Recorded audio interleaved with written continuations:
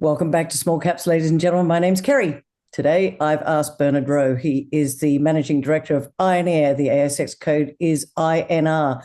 They have the lithium and boron project over at Rhyolite Ridge, which is in Nevada. Big news out for 2023 for Bernard and his hardworking team is that the Department of Energy have agreed to give them a loan. I'm not going to take away all of his whatever you call it, I've forgotten. But anyway, I'll let you explain a little bit more about it, Bernard. But what a great way to kick off 2023. Congratulations. We'll talk about that. We'll talk about offtake. But it seems to me that Ioneer are methodically ticking a lot of boxes onto the way into production, like obviously construction, and then into becoming a mine, lithium and boron. So I think it's a pretty exciting time. So welcome back to Small Caps, first chat of 2023. Let's start off because I want to dig deep, if you like, into this Department of Energy loan. But first up, let's just go back through what you achieved in 2022 for Ioneer. Yeah, sure, Kerry. Thank you very much, and great to see you too at the beginning of 2023, and a great start to the year for us. So 2022 was an exceptionally busy year for Ioneer. We did achieve a lot, and really we laid the foundations, if you like, for where we are now. And in particular, I'll point out a couple of things that happened last year. We signed binding bankable offtake agreements. We already had one from the previous year with our partner EcoPro, but we signed two new offtake agreements. They were quite critical for us because they ensured that the lithium we would produce in Nevada from Rhyolite Ridge would end up in US manufactured electric vehicles. So we did an offtake agreement with Ford as part of the Ford SK Blue Oval joint venture, and we did an offtake agreement with Toyota as part of the Toyota Panasonic Prime Planet joint venture. And in those offtake agreements, we wrote into them that our material, our lithium production, must end up in US electric vehicles, so that it sort of completes that supply chain that the Biden administration is looking to build out and strengthen, to go from essentially rock in the ground with lithium in it to on the road in an electric vehicle manufactured in the United States. So there were the offtake agreements. Then we were also working through the due diligence process with the Department of Energy's Loan Programs Office, which ultimately led to the loan offer. So we did a lot of work in the background. That wasn't particularly visible, perhaps, to the market because the fact that it was due diligence that they were doing on us. We couldn't comment on it, but it was ongoing through most of last year. We had Teams buckwheat listed, which gave, I think, listed as under the Endangered Species Act, which was a great thing. We welcomed that decision because it provided clarity around the path forward to permitting our mining operation alongside Teams buckwheat. And very soon after that listing, late last year, the federal government, the Bureau of Land Management, part of the Department of Interior, then gave us the green light to proceed into the final stage of permitting for our project, which is known as NEPA, and that kicked off just before Christmas. So these were I'm looking at the last 6 months of last year, but It was an incredibly busy time, and that's really laid the foundation for where we are now as we launch into 2023. And I think it's really important for those listening at the moment, Bernard, because a lot of people, when they don't see lots of news flow, and there was things that you couldn't talk about, but you were being extremely busy.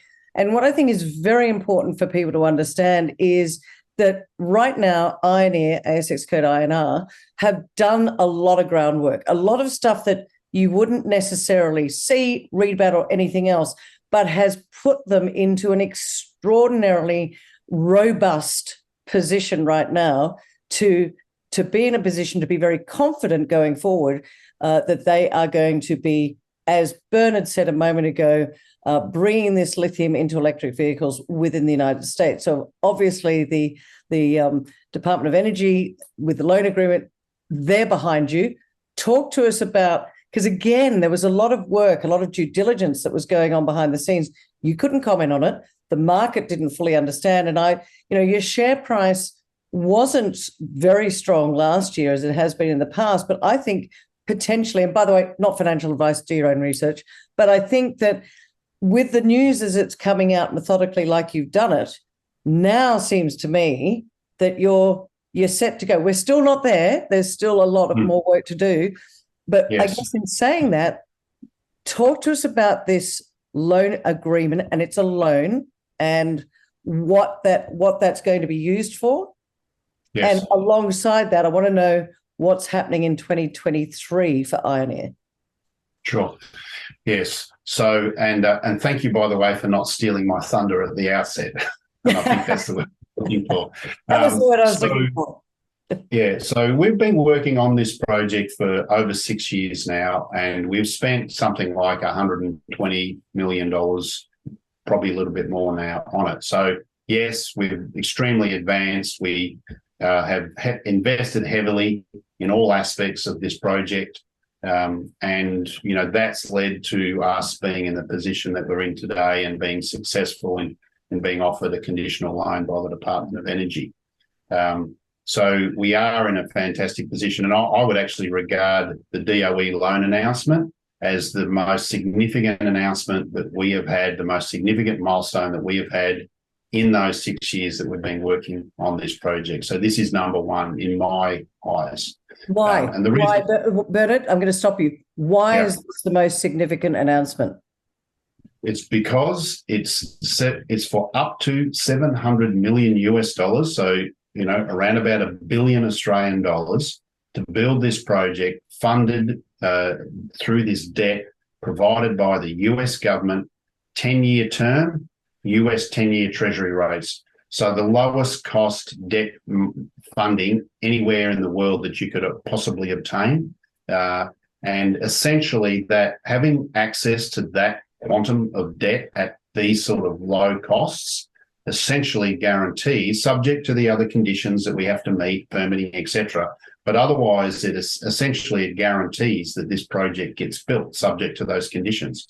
So, yes, it is, in my eyes, in my mind, the most significant announcement that we've had in the 6 years of been working on this project. And it's the culmination of all that work, because we wouldn't have been offered that conditional loan for such a large amount unless the project could withstand, it could take on that sort of quantum of debt. And the reason why we're in this position today is because of those things that I mentioned, the offtake agreements, binding, bankable, the materials contracted to stay in the United States, to go into US electric vehicles, all the work we've done on engineering and piloting, all the work we've done on environmental and conservation, including Teams Buckwheat. I mean, that's what, we've gone through all this due diligence, and that's what's led us to be in the position that we are today and having been offered this funding. So, it's an incredible milestone for the company and for my team. And, my team have done an amazing job in getting to this point. So tick done for that loan, but it's for a specific part of the project. It's for the processing facility, isn't it? So yeah, sorry. So what I want you to talk us through why it's just for that area, why it's almost been ring fenced for the processing facility, and how you fund the rest of the project. Yes, and you are correct. It's for the processing facility at Rhyolite Ridge. And the reason for that is quite simple, that the Department of Energy have a number of programs where funding is available for renewable energy, for electrification, for critical minerals. There's various funding streams within the Department of Energy's Loan Programs Office. One of them is the Advanced Technology Motor Vehicle Fund. And those funds that are in that stream or bucket, if you like, which, by the way, I think the DOE confirmed the other day, there is $50 billion unallocated in that funding stream. So that's the stream, or the program that we applied under. Now, under the rules of that, then processing and refining of minerals and battery-related materials is allowable, but mining is not something that's covered. So the mining aspect of our project is actually not covered by the ATVM program. But in our case, that's fine because only a very small amount of our capital relates to the mining operation. Nearly all of it relates to the processing plant, which is a leak. Yes, and I won't go into the whole process, but we dig up and we crush the rock that's got the lithium and the boron in it, and as we crush it, well, that's in the the digging it up and trucking it to the crushing plant. At that point, it starts its journey through our processing plant, which is all part of this. The part of the project that's covered by the ATVM program loan. And we crush it, we leach it, we get the lithium and the boron into solution, and then we remove the impurities, we evaporate the water, we capture the water, we reuse the water, and then ultimately we make lithium carbonate and boric acid, the end product chemicals, and they are powder, they're solid, they're not a liquid. We make them into that end product at the site. So what goes on the truck that leaves our site is a 99% pure lithium carbonate powder and a high purity boric acid powder and refined chemicals. And so, if you look at some of the other things that the loan program have done under this ATVM, where it's mineral processing, Lynas, two Australian companies would be Lynas as one, and then the graphite company in Tanzania, whose name eludes me now. Those projects are Syrah. Yes, sorry, Syrah. Those projects, those mines are somewhere else in the world. Lynas is in Australia, Syrah is in Africa. But there's been money granted to those projects because they do some of the refining of that in the United States. In our case, we're going to do everything in the United States, everything in Nevada, up until we put that material on as a refined chemical powder on a truck and send it off, and it'll stay in the United States and ultimately, for the lithium, go into lithium-ion batteries for cars that go into Ford and Toyota cars. Bernard, it's interesting as I'm chatting to you, I'm sitting here thinking Ioneer have actually turned from a mining exploration company, and as we move forward, really you're a chemical company going forward, because the mining side of it is the easy bit, it's the chemical processing, but you're a chemical company.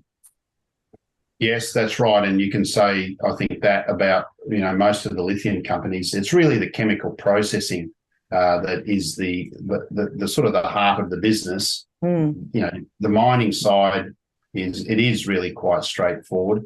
It's actually putting it into solution, your materials, your lithium and the boron in our case, and then the chemical processing steps to purify that. And it is indeed a chemical processing plant. Okay, so you've got the loan for the processing facility. Going back to what I said before, how are you going to fund the mining? I know that it's not the big part of it, but how's that going to be funded?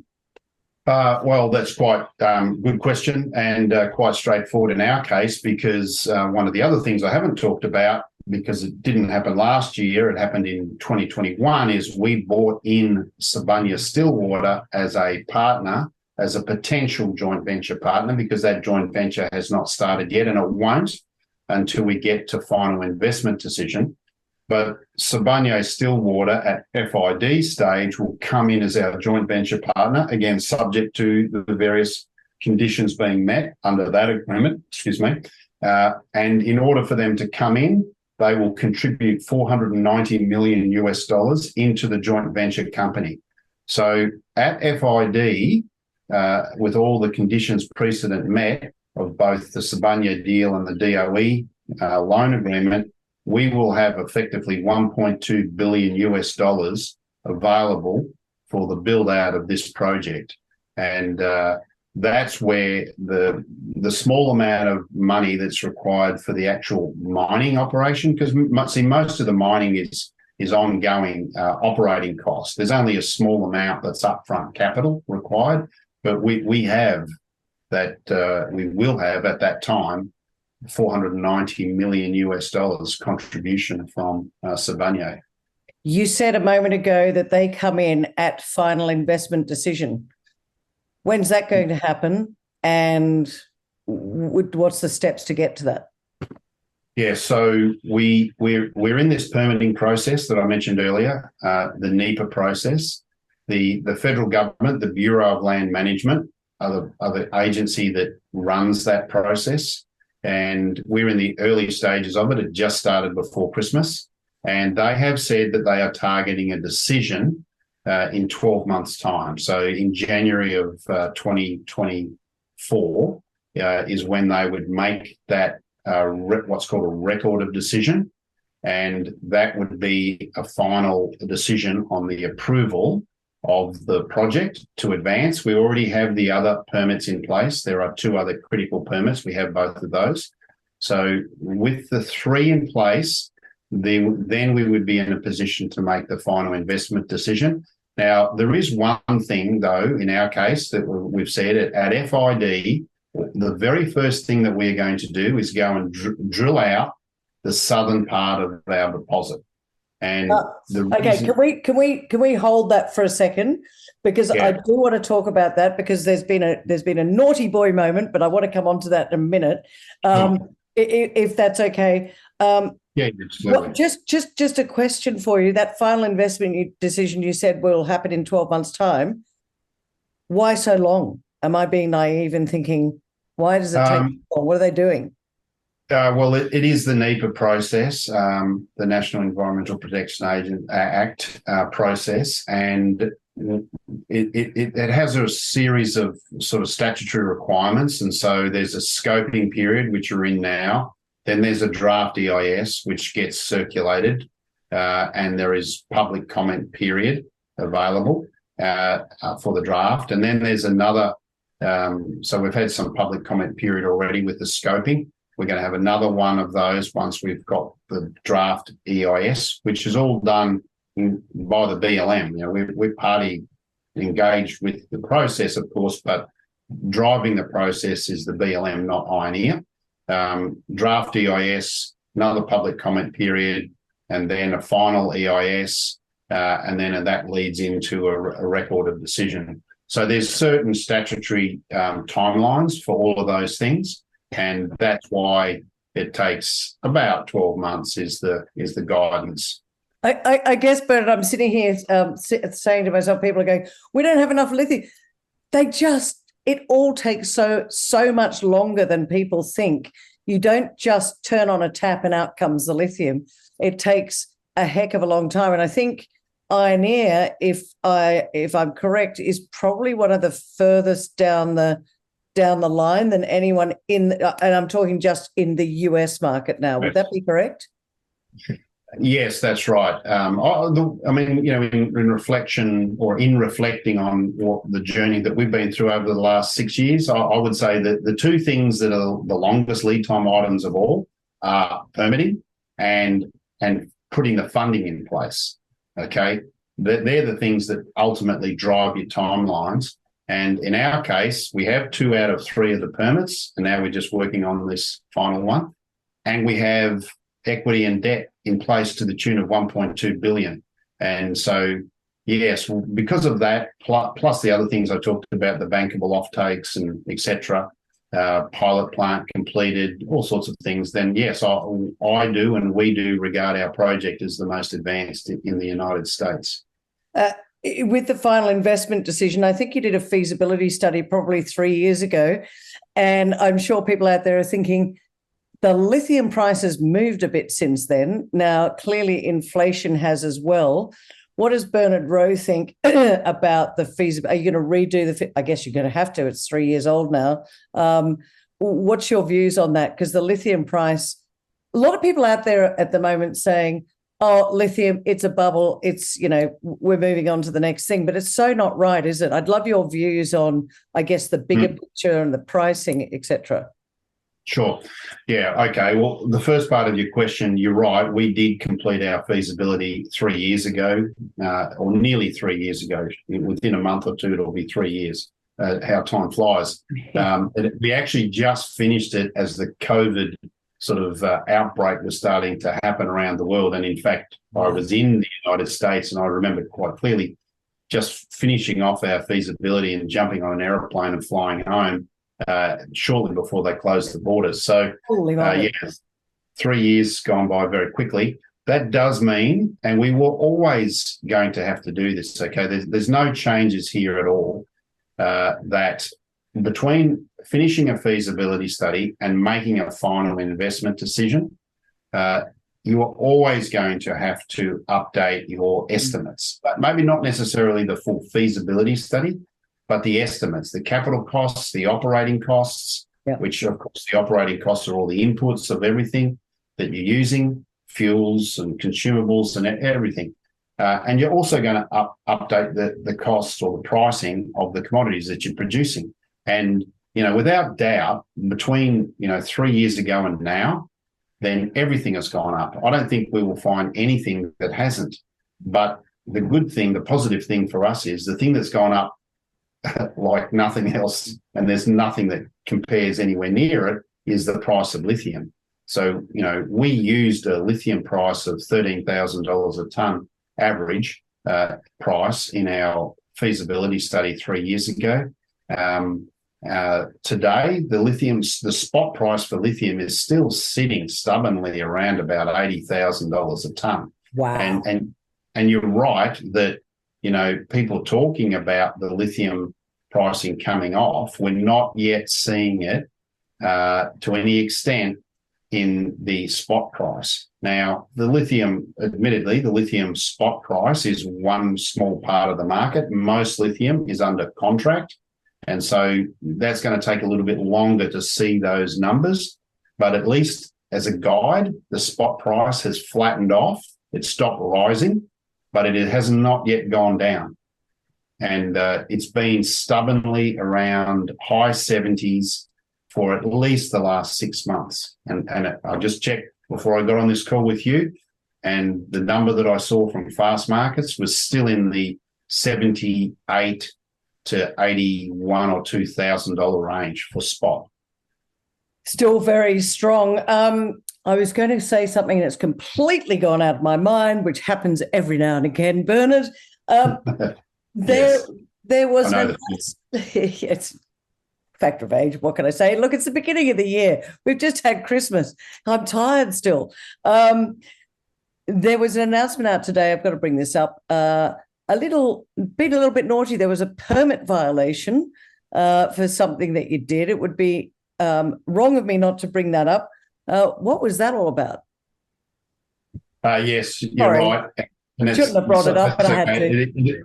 It is a little bit embarrassing. As you know, I've been working in Nevada for a very long time. In fact, this year is 20 years since I first went to Nevada, 2003.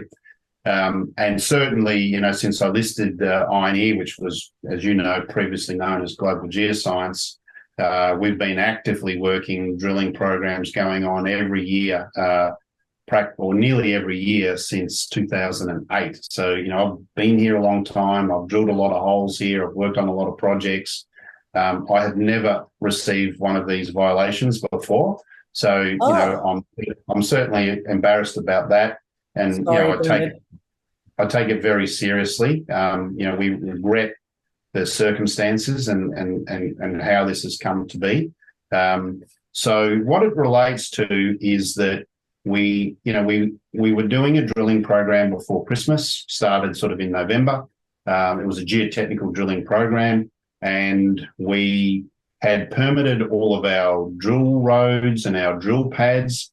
But what we had neglected to do was get permission to unload and store our equipment beside the county road called Cave Spring Road. So it was an inadvertent oversight. We should have done it. We should have got that permit, and we did not. So we unloaded and stored our equipment beside the road in an area where we were not permitted to do so. And hence what we saw today, this morning, was we received from BLM a violation notice, a trespass notice. And, we, in our full transparency, we announced on the ASX and on the NASDAQ that we had received that and that we were working with BLM to rectify the trespass, which is a fairly simple process to do. It involves moving all that equipment away from that site so you're no longer trespassing. We've already done that. And it involves any reclamation if there was any disturbance of the ground, which in this case is absolutely minimal. It was beside a public road. It was in a disturbed area. But, it's a serious matter and we take it seriously and we're correcting it and we're working with the BLM on that. BLM, by the way, ladies and gentlemen, I got this wrong before. It's not Black Lives Matters. It's the Bureau of Land Management, just to clear that up. Yes, sorry, I should have explained that. So the Bureau of Land Management is part of the Department of Interior, and that the Bureau of Land Management are responsible for public federal lands. And so, like what we did, you put something on public federal land and you need a permit to do it. Yeah, so you need a permit for everything else, but we inadvertently neglected to get the permit for that later. Yeah. Okay, so you're never going to do it again. You've not done it before. It's like somebody went through, like the traffic light was orange. Whoops, sorry. I mean, not quite, but you know what I mean. It's, and I know you're not making light of it, but in the grand scheme of things, look, you won't do it again. But my bigger question is, what's this drilling, and what will you do? Where is this area that you quietly just said, oh, we're just doing a bit of drilling? Yeah, again, a good question because, we didn't say anything about it. That's true. It wasn't in our reports of late last year. So what happened was we had a discussion with the BLM and we lodged an application to drill some geotechnical holes at the southern end of the deposit. Okay. And we as we normally do, it was a slightly different sort of process than exploration drilling because these are not exploration holes, this is geotechnical. But we had to lodge a written application to the BLM outlining, number of holes, access, etc. And that's what we did. We got that approved in November and we went in immediately and we drilled those holes. Between sort of mid-November and just finished it up before Christmas. You just said before they're not exploration holes, they're geotech holes. Sorry, I'm not a geologist. What do you mean by that?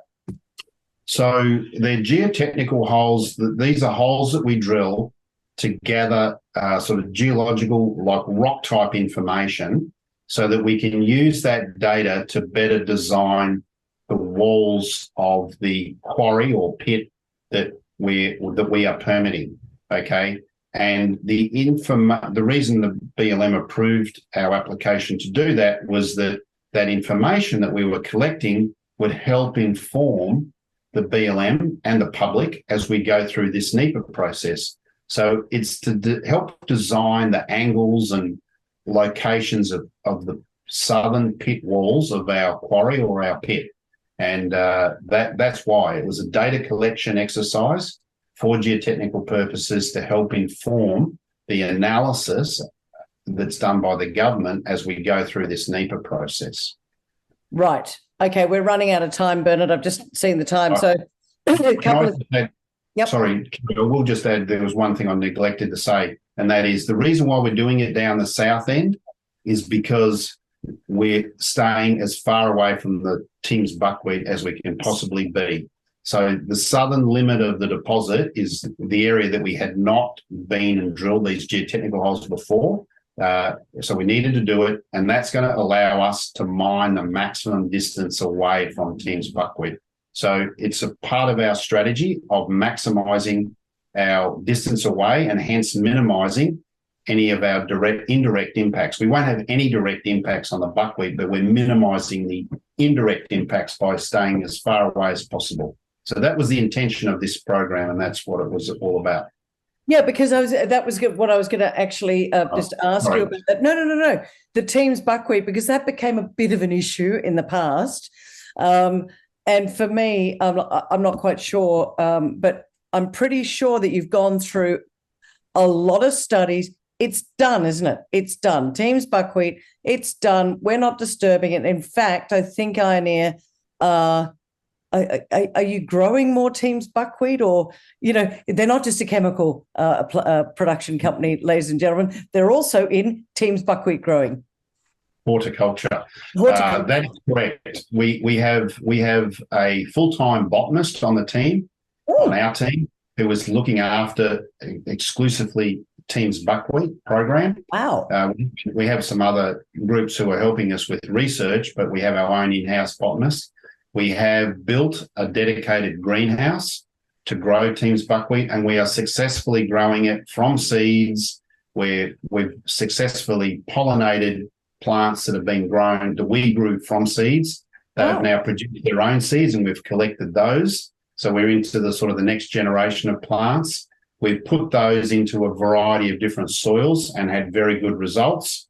So this is all part of our voluntary conservation efforts around Teams buckwheat. So that's been going on for years now, and it's part of that sort of comprehensive approach that we've used for this project. We identified that was an area of environmental concern, just like we know water conservation is, and minimising footprint and dust and other things, and energy consumption.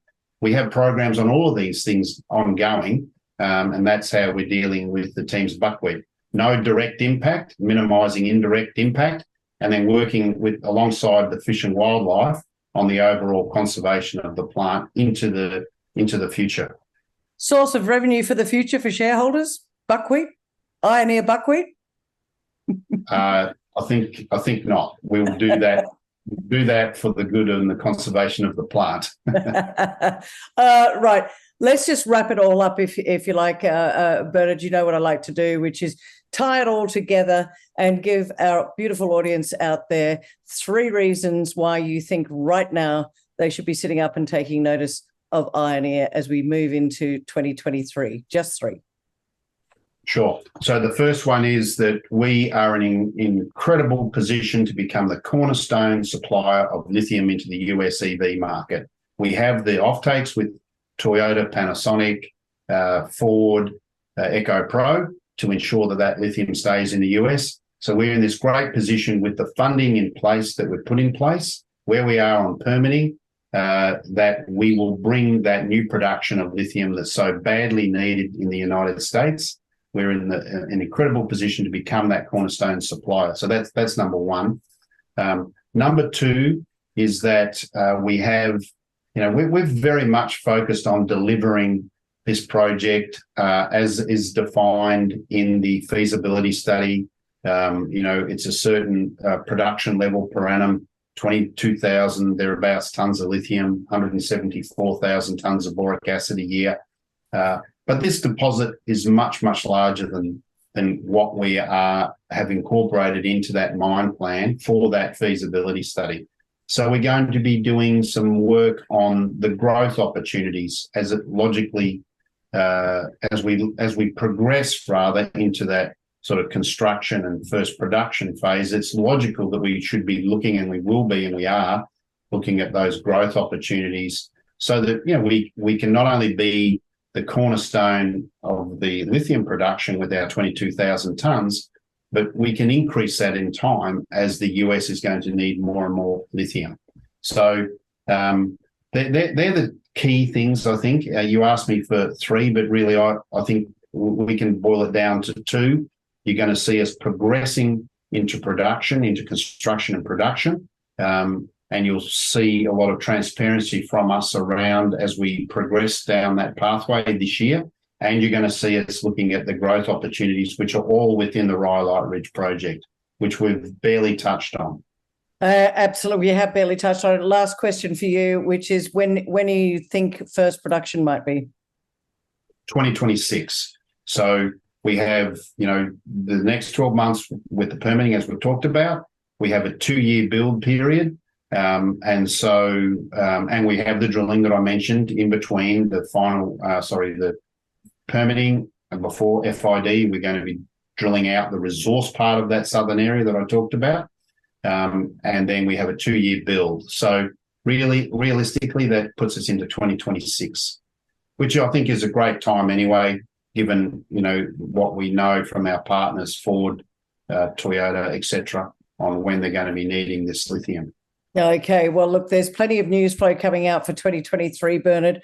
I'm sure you and I will keep our audience up to date. And congratulations on, as I said right at the start, there's this methodical way that you've gone to ensure that ultimately this is a deposit which is going to get into production and will be serving the US market for their lithium and boron needs going into the future. So for now, Bernard Rowe, Managing Director of Ioneer, thanks so much for joining me.